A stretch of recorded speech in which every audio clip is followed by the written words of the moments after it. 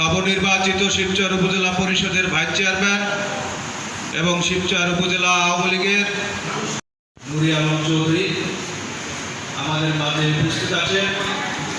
আজকের এই অনুষ্ঠানের সম্মানিত সভাপতি মাদারীপুর জেলা পরিষদের সম্মানিত চেয়ারম্যান জনাব মুনির চৌধুরী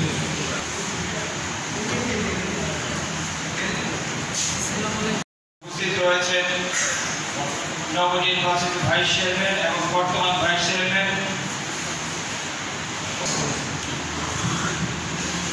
এই সেলাই মেশিন বিতরণ উন্নত রোল মডেল হিসেবে তারই ধারাবাহিকতায় আমাদের নেতা জননেতা নুরি আলম চৌধুরী আমাদের হরিয়ানার একটা প্রোগ্রাম আছে, আলোচনা সভা আছে। সেটা হলো আমরা শিবচরের স্বাস্থ্য খাতে এবং নির্বাচিত প্রতিনিধির সাথে আমরা এখানে মত বিনিময় করব।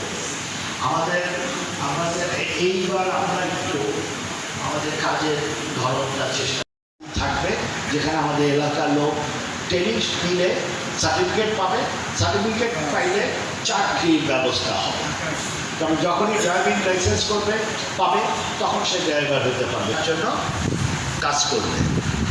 এই লক্ষ্য নিয়ে আমরা কাজ করে যাচ্ছি। আমরা চাই মাননীয় প্রধানমন্ত্রী যে স্মার্ট বাংলাদেশ বলতে যাচ্ছেন শিবচরকে, সেই আলোকে আমরা তৈরি করতে চাই। সবাই সহযোগিতা দরকার।